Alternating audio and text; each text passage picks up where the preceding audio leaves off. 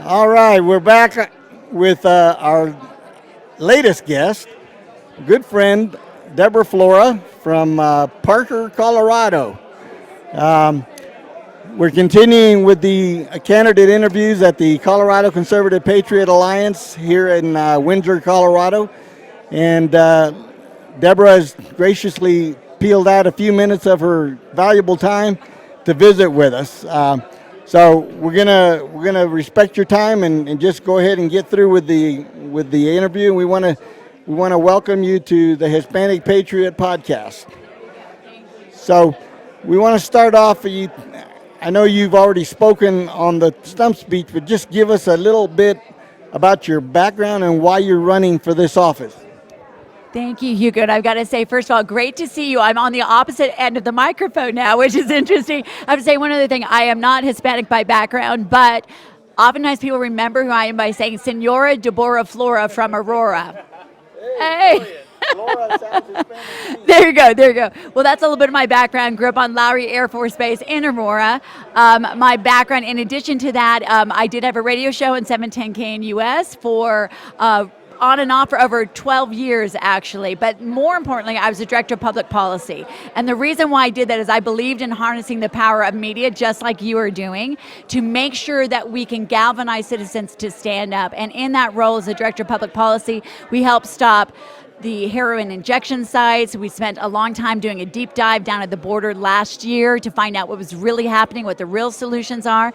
We partnered together a little bit when we were standing against the comprehensive sex ed, and it was amazing because I led rallies there, and what was best about it was we had so much of the Hispanic community show up. Those rallies I led in front of the Colorado Capitol building were bilingual because half of the people showing up were the amazing people who share our values, our family values, making sure that parental rights are kept and that we protect the innocence of children. I've also found Parents United America, and my husband and I, we're small business owners. We did the documentary Whose Children Are They?, which premiered in theaters nationwide to really expose what's going on and how we can turn this back.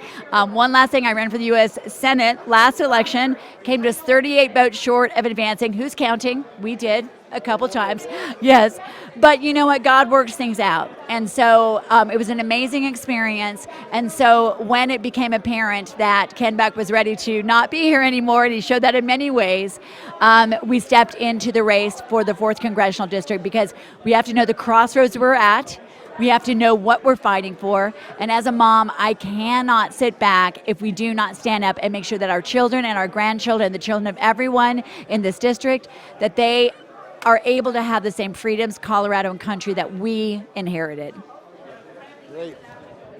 Very nice. So we have a really crowded field here, so I wanted to know what uniquely qualifies you for this office. I think what I was just sharing about, we have to send someone to Washington, D.C. who understands the crossroads that we're at. I appreciate those who've served in office for an extended period of time, but we've got to be honest. We're not facing the same problems we're facing 20 years ago, 10 years ago, or even 15 years ago. It's time for big, bold ideas to change Washington, D.C. instead of business as usual. In addition, this is a district that is 73% suburban. Now, it doesn't mean I want to spend most of my time in the plains, but the reality is we won't keep this seat if we do not have someone that knows how to communicate to everyone that's creeping out down from Denver or up from Denver or out from Denver and persuade them that our policies really do lead to solutions.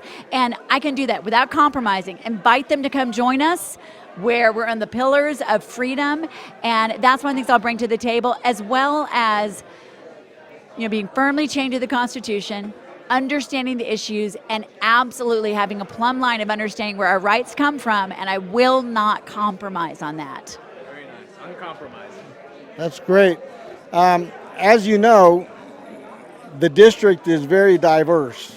And of course, with redistricting, we've had some new constituents brought into this district. So how do you see District 4, and what are the top 3 issues affecting this district? It's a great question, Hugo. I have been all over this district, the 21 counties, numerous times, even before I was running for office. Why? Because I love getting out to where the great people are that have all the same values, the common sense, the human decency, the wisdom that comes from not being from Denver or Boulder or Washington, D.C., to be honest. So what I find interesting is, even though there is a very diversified background, both ethnically, business-wise, you've got ranchers and farmers, small business owners, you have people from every ethnicity, and obviously Hispanics, you've got people from every group you could think of. But what I'm finding is the values are the same, the concerns are the same. When I talk, and that's my goal, is to listen, not to tell people what the answers are, not to tell people what their problems are, but to listen and make sure they have a seat at the table. I hear the same thing from pretty much everyone. Number one, secure the border. Secure the border because that's both a humanitarian crisis as well as a national security crisis. Those people who are coming here with ill intent on the terror watch list, that is national security. Those who want to come here for the right reasons, and we want to have the right system for them to come here, with an open border, they're being used, abused, and left to die in the desert. I spent time in El Paso, also at the rescue mission in El Paso, not just talking to Border Patrol, but talking to those who are realizing when you empower drug cartels, those people are absolutely victimized and they're lured here by a false welcome mat. That is not okay. It is not humane. So the border is the first thing. Number two, the economy. Everybody understands it's unsustainable, and this crippling inflation because of Bidenomics is hurting everyone, particularly those who are most vulnerable amongst us. And lastly, the other thing is everybody says government is way too much in my life. Whether they run a farm, they run a ranch, they run a small business, they run a restaurant, or they just want to raise their kids and have their parental rights direct their education. So it's those three things. It doesn't matter where you're from in this district. Everybody understands why freedom is the best for everyone. And when government has gone way too far, it's not doing what it should, which is protect the rights and safety of its citizens, it's doing everything it shouldn't be doing, which is telling us how to live our lives. That is universal no matter who I'm talking to. Very nice, very nice. So, ma'am, if elected, would you govern more by conscience or by the will of your constituency? So when casting a vote, would you stand with what you believe, or will you always take the beliefs and desires of your constituents into account? Well, the constituents elect me. If I'm blessed enough, God willing and voter willing, to be the congresswoman, they will have elected me because I will be chained to the Constitution. You take your oath to uphold and defend the Constitution of the United States. Now, the deeper plumb line of that is because my conscience comes from my understanding that God created every person with intrinsic value, therefore inalienable rights. So that's my main plumb line. I am accountable to God, who gave us our rights, to the Constitution, which codifies and enshrines our rights, and then to listening to the will of the people who elected me. But I promise you this, when I ran for the U.S. Senate, there were people that were asking me to do something that was unconstitutional in various ways, and I said, you know what, that's not why you're going to elect me. If we do not uphold those principles, we will get away from the very foundation that has made this country great. But I will listen to the constituents, because every single constituent is an expert in their own life. They know their own problems. They know their own families. They know what their issues are. And I think too many elected officials, they get elected and they suddenly think they have a superpower. They know everything, right? I will be humble enough and respectful enough to go and listen to everybody, especially experts in their own industry, experts in agriculture, experts in energy industry, experts in business. So it's kind of a combination, but it's in that order: God, the Constitution, and the constituents. Good priorities right there. Good answer. All right. So as we close out, is there anything specifically that you would like our audience to know about you and why they should vote for you? That's a great question. I think I've shared a lot of the details. I shared here, though, that I've been to the Soviet Union. I've been to East Germany, far behind the wall.